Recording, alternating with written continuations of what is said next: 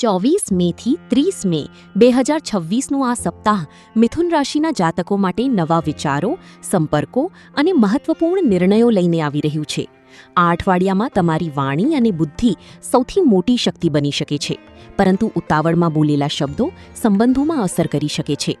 અને મિત્રો, વિડિયો અંત સુધી જરૂર જોતા રહેજો, કારણ કે છેલ્લે આપણે એવા ખાસ ઉપાય વિશે વાત કરવાના છીએ જે તમારી કિસ્મત મજબૂત કરવામાં મદદરૂપ થઈ શકે છે. તો ચાલો જાણીએ 24 થી 30 મે 2026 મિથુન રાશિ માટે શું સંકેત લઈને આવ્યું છે. કરિયરની દ્રષ્ટિએ આ સપ્તાહ મિથુન રાશિ માટે પ્રગતિ અને નવી તક લઈને આવી શકે છે. નોકરી કરતા લોકોને નવી જવાબદારી મળી શકે છે અથવા અધિકારીઓ તમારી કાર્યશૈલીથી પ્રભાવિત થઈ શકે છે.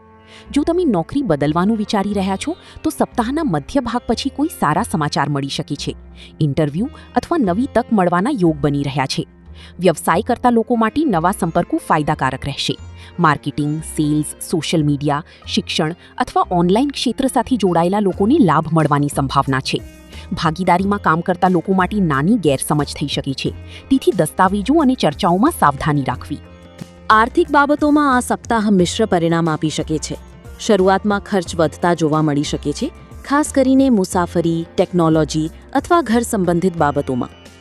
જો તમે લાંબા સમયથી અટકેલા પૈસા પાછા મળવાની રાહ જોઈ રહ્યા હતા તો આ સપ્તાહમાં કોઈ સકારાત્મક સમાચાર મળી શકે છે.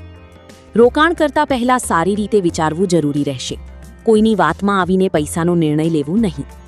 સપ્તાહના અંતમાં આવકના નવા રસ્તા અથવા વધારાની કમાણીનો સંકેત મળી શકે છે. પ્રેમ જીવનમાં આ સપ્તાહ ખાસ બની શકે છે. જીવનસાથી અથવા પાર્ટનર સાથે જૂની ગેરસમજ દૂર થઈ શકે છે અને સંબંધોમાં મધુરતા આવશે. અપરિણિત લોકો માટે નવા સંબંધની શરૂઆત અથવા કોઈ ખાસ વ્યક્તિ તરફ આકર્ષણ વધવાની સંભાવના છે. પરિવારમાં ખુશીનું વાતાવરણ રહેશે, પરંતુ ભાઈ બહેન અથવા નજીકના સંબંધીઓ સાથે નાની ચર્ચા થઈ શકે છે. શબ્દો પર નિયંત્રણ રાખવું જરૂરી રહેશે. 24 મેથી 30 મે 2026નું આ સપ્તાહ મિથુન રાશિના જાતકો માટે નવા વિચારો, સંપર્કો અને મહત્વપૂર્ણ નિર્ણયો લઈને આવી રહ્યું છે.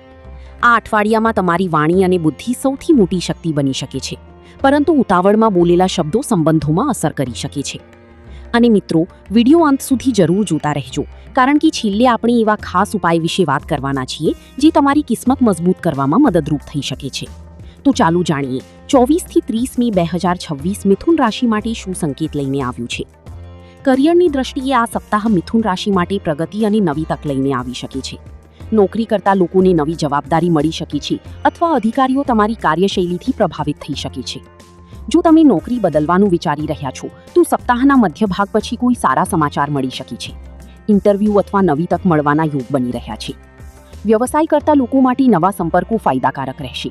માર્કેટિંગ, સેલ્સ, સોશિયલ મીડિયા, શિક્ષણ અથવા ઓનલાઈન ક્ષેત્ર સાથે જોડાયેલા લોકોને લાભ મળવાની સંભાવના છે.